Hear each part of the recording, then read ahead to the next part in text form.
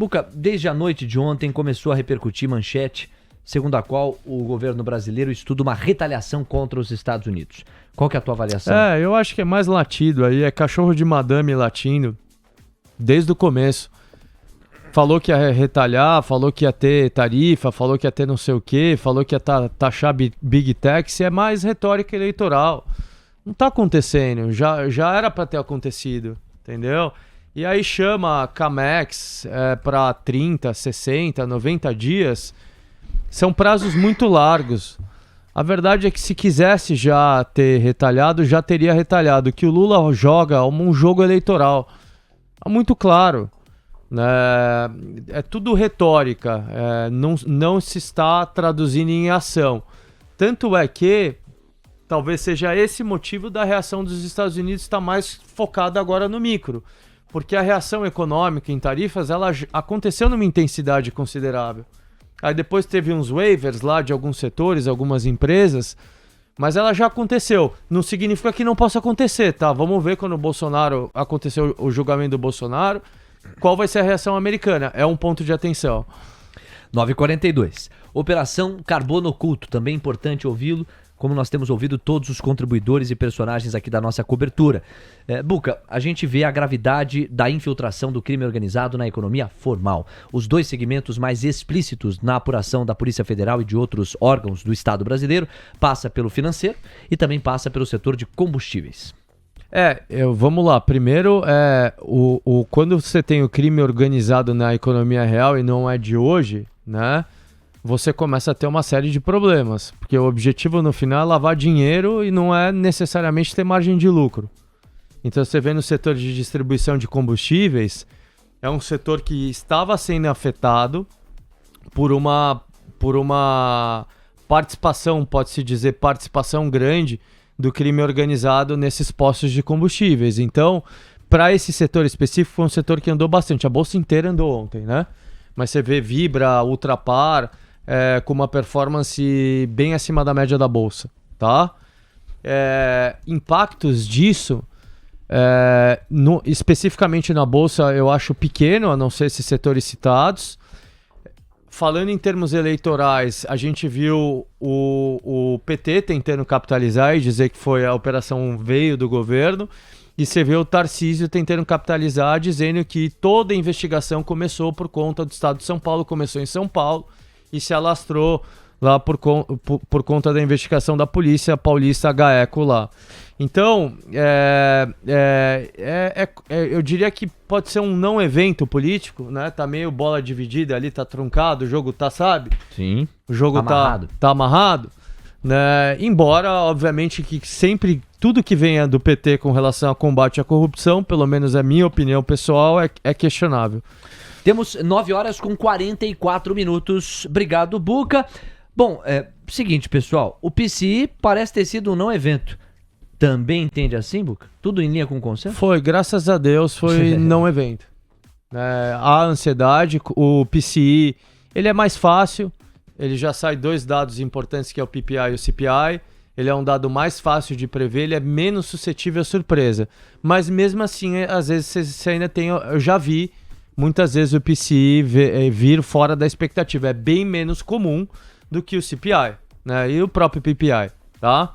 O CPI é o mais importante porque ele vem antes de todos. Então, vamos olhar agora para a próxima semana. É isso aí. Próxima semana é o dado mais importante do ano. Junto com o CPI, é o payroll.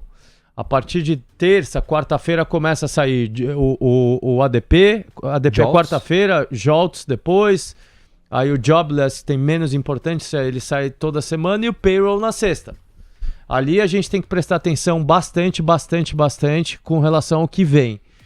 Vindo a confirmação da expectativa, se confirmar a expectativa já vai ficar muito escancarado o corte de juros. Vão esperar o CPI, claro, mas a expectativa é que a taxa de desemprego saia de 4,2 para 4,3.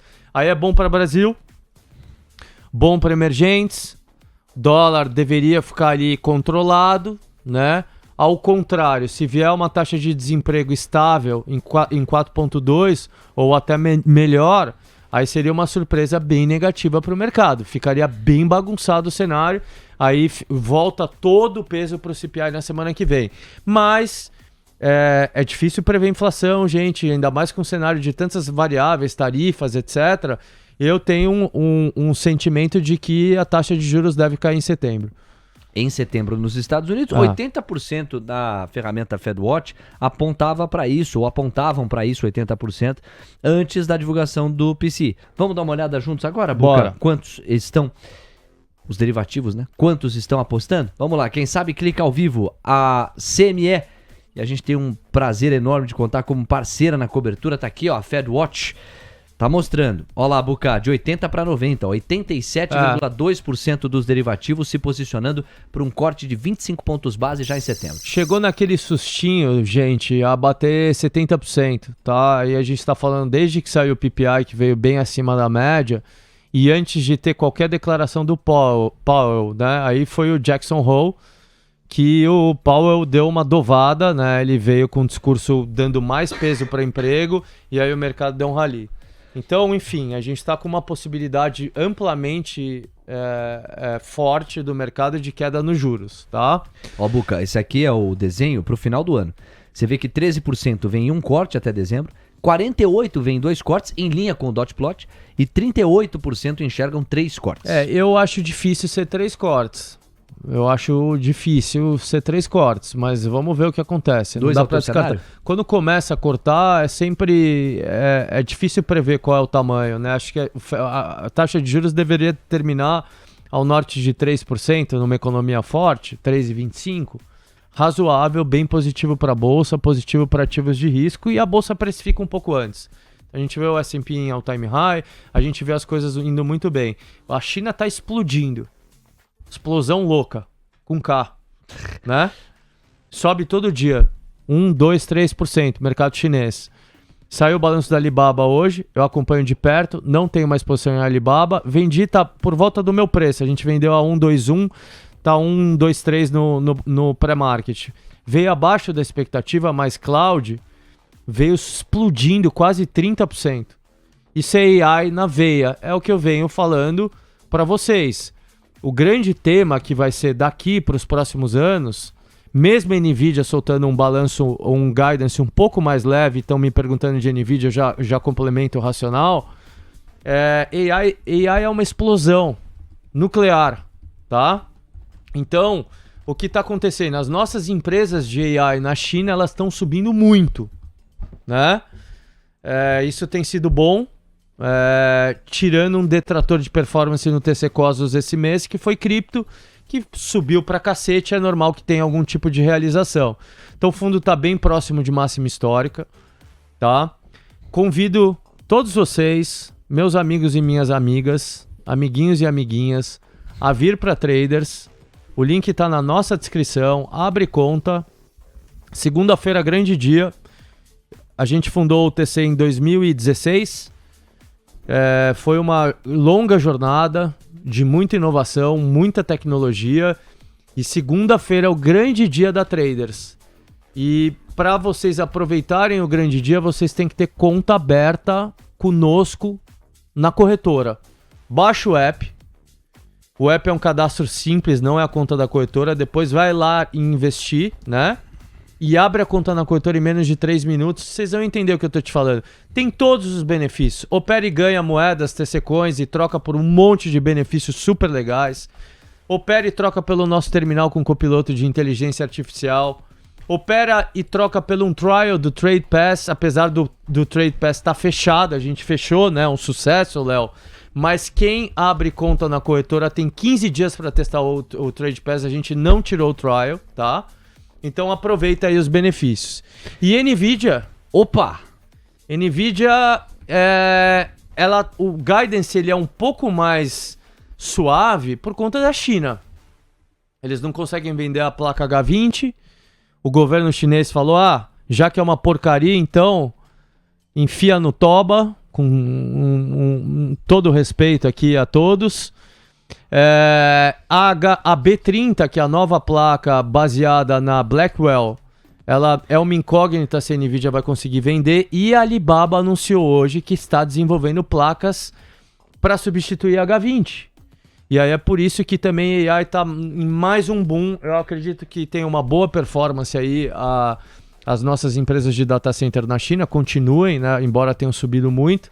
A gente está otimista com o tema. E se a NVIDIA cair um pouco, talvez seja ponto de compra. Eu não tenho NVIDIA mais. A gente vendeu a NVIDIA. Eu tenho incômodo porque a NVIDIA ela tem, em termos de AI, 80% de market share. Então é perigoso, no meu entendimento. Tem que prestar atenção, apesar dela ter assim uma vantagem tecnológica e de software muito grande hoje. 9h51, eu ia abordar a NVIDIA, não ia abordar Alibaba, ou Alibaba, você fez muito bem de trazer, mas ainda aqui no meu mapa de tópicos para te ouvir, essa queda de braços, Lisa Cook, Donald Trump e eventuais arranhões na blindagem institucional e técnica do Fed, é por ruído ou você vê risco? É difícil saber, Léo. Isso vai terminar no Supremo, né? E aí o Supremo que vai decidir se é uma demissão de justa causa, se ele pode demitir o diretor do Fed ou se não. O Fed já tinha anunciado há meses atrás, numa decisão de uma outra autarquia, que o Trump não poderia demitir o presidente do Fed. Já tinha dito isso, né? Então vai voltar para o Supremo essa decisão. Obviamente que o Trump, tirando a Lisa, ele tem menos uma diretora que tem um viés mais duro com relação à inflação, um peso maior com relação à inflação, e aí o mercado fica com essa leitura de queda de juros maior, em detrimento da curva longa que subiu, né? Então, 10 anos ali, 30 anos principalmente, você tem uma acentuação da curva. Você tem a curva curta caindo e a longa subindo, que não é muito bom, merece atenção. Isso é um ponto de atenção ali que a gente tem que ter com relação a esse steepening, né? Essa abertura da curva longa de juros dos Estados Unidos. 9h53, faltam 7 minutos para as 10 da manhã. Ô Buca, tá achando o dia meio amarrado? O Indifute acabou de virar. Você sabe que... Tá vendo aquele palco que tem ali, ó, no cantinho? Acho que eu nunca demonstrei pra você. Tá vendo aquele palco que tem ali, ó? Ali, o pequenininho? Isso, pequenininho, aquele tablado. Sei. É pequeno, mas é aquele tablado é que nem coração de mãe, sempre cabe mais gente. Aí a gente pode entrar, vamos lá, gente. Aí, ó, o Guinho, o Zezinho e o Luizinho, eles já estão se posicionando ali. Isso. Vocês estão intimidados, pô? O Buca é gente como a gente. Pode vir. Vamos lá. Já estão no palco? Isso aí. Agora começam a cantar. Por que eles começam a cantar o Vira-Vira? Porque o Indifute acaba de tocar. O terreno positivo avança 0,06%. Você tá nessa pegada pro dia de hoje? Uma bolsa que siga avançando e quem sabe flertando com máximas históricas de novo? O dólar tá muito bem também. Léo, eu tô um pouco vendido de índice, tá? Mas é que a gente está comprado de Brasil. Então, não é que eu estou... short, apostando contra. É um pedaço da carteira comprada. A gente está vendido em índice no TC Cosmos, aproveitando esse carrego de 1.500 pontos, tá? Eu tô otimista com as nossas ações. Acho que fui bem vocal em alguns nomes aqui, principalmente Rap Vida, né? O papel tem tido uma boa performance. Ainda tem muito upside. A empresa está rodando aí 7 vezes e meio, 8 vezes lucro, 26. Para o setor de saúde é baixo. Eu gosto bastante do nome, tá? Aí os outros nomes de atenção, que eu já falei bastante aqui, é Banco do Brasil. A gente tem que prestar atenção no Banco do Brasil. É um nome de especulação eleitoral, de eventual troca de governo que pode se materializar ou não. O Banco do Brasil pode ser um nome, ele é mais puro para o play eleitoral, tá? E aí você tem outros nomes também, mercado interno, Molston subindo, é tudo que afeta juros, né? A curva de juros caiu. Essas empresas mais alavancadas, elas começam a andar um pouco mais, tá? Buca, alertas que você deixa para a audiência em cima de 2 ganchos. O primeiro, hoje tem o vencimento da Petax. O segundo, é feriado nos Estados Unidos, segunda-feira. Petax é sempre volátil o dólar, né? Mas o dólar tá muito comportado. E o dólar é consenso de posição de fundos multimercado hoje. Eles estão vendidos no dólar. Então você olha o mapa de calor dos fundos e é uma posição consenso hoje. A minha explicação mais óbvia sobre essa posição é o carrego. Tão falado carrego, né? Quase 50 pontos ainda, o carrego é a taxa de juros, né? Então você tem um diferencial no futuro. E é um carrego muito confortável que, inclusive, o investidor estrangeiro também pode se aproveitar com diferencial de juros. Então é isso que está acontecendo. Você tem uma moeda comportada. A ajuda externa também, né? Não é só o carrego, você vê o DXY, que é o dólar, contra todas as divisas, ele tá super comportado, ele caiu muito na verdade, né? Agora ele se estabilizou nesses 98 dólares, mas ele veio de 110 dólares no começo do ano para 98 dólares. Para o dólar, isso é muito significativo. E isso pega mercados emergentes na veia positivamente. Então, a atenção externa seria se o dólar começasse a se fortalecer. Como a gente aqui está discutindo uma hipótese maior, predominante de queda de juros, o dólar está comportado. Aí, pontos de atenção. De novo, semana que vem, dados de emprego, na outra semana o CPI. Buca, pra fechar, no meu mapa aqui a gente passou por tudo, hein, meu garoto? Nem sempre dá tempo, mas faltam duas questões. Uma é global, a outra é de um país vizinho. Vou começar pelo país vizinho. O noticiário anda pesado contra Javier Milei. E as eleições de outubro para a Argentina estão chegando. Tá feio. Muito próximo. Mas é um aumento de cerco grande ali, noticiário bem negativo para ele. Qual que é o risco? Você avalia uma posição, uma montagem de posição na Bolsa Argentina? Não, a gente já tem posição em Bolsa Argentina. A gente diminuiu a posição porque a volatilidade estava muito alta, né? E sim, de fato, foi assim, na véspera da eleição da província de Buenos Aires, agora 7 de setembro, saiu um áudio na semana passada, o áudio deu um super barulho, um caso de corrupção de um indicado do Milei, né? O áudio era super antigo, são vários, antigos e editados, né? Na véspera da eleição. Então tá aquele fla-flu. Cada um fala uma coisa e a gente conhece bem como funciona. Alô Brasil, alô América Latina. O que acontece, né? Difícil prever o prognóstico da eleição da província de Buenos Aires, ela é bem importante, mas o argentino ele tem, o brasileiro também tem, né? Mas o argentino ele tem uma tolerância muito maior a casos de corrupção, né? Você vê quantos governos de kirchnerismo. Então aqui, o que afeta o humor do eleitor argentino? Inflação, economia, né?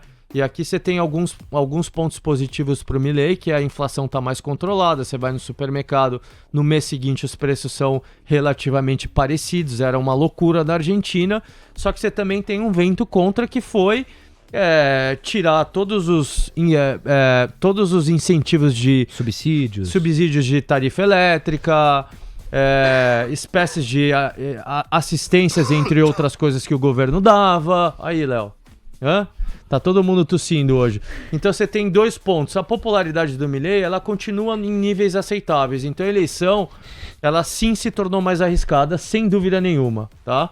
Tá tudo bem, Léo? Tudo ótimo. Não? Minha garganta há de me permitir chegar até o final do programa. 9h58. Vamos cuidar dessa garganta aí. Própolis, melzinho, essa garganta anda faladeira. Não, porque eu tô fazendo das 7 ao meio-dia, em função das férias da Cá, né? Que volta na segunda-feira. Então tô desde o esquenta. Aí na sexta-feira ela fica mais dá umas falhadas. Ao persistir nos sintomas, o médico deverá ser consultado. Sempre. 9h59, Buca, pra fechar aqui na minha lista, criptoativos, Bitcoin e Ethereum. O povo, no que vê você sentar na bancada, já pergunta lá, compra, venda, como é que o Buca tá encarando? Eu acho que cripto ele vai responder a semana que vem. Confirmação de queda na taxa de juros dos Estados Unidos vai ter, no meu entendimento, potencialmente mais uma perna de fluxo relevante. Então o cripto, ele sempre tem, antes de grandes eventos, ele tem um comportamento às vezes mais defensivo, tá? Abaixo, pontos. Bitcoin, abaixo de 108 mil dólares a gente tem que prestar atenção. Seria uma perda que não desejada, tá? Ethereum, abaixo de 4.100 dólares, ponto de atenção. Foi onde a gente comprou aqui, falei ao vivo, e deu aquela porrada para máxima histórica, tá? Esses são os pontos de atenção. Se o Ethereum perder 4.100 dólares, ele pode mirar ali os 3.600, 3.700, talvez 3.500. Então, atenção aqui. Até que se prove o contrário, a gente tem um mercado indo para queda na taxa de juros que deveria dar suporte para cripto, Léo.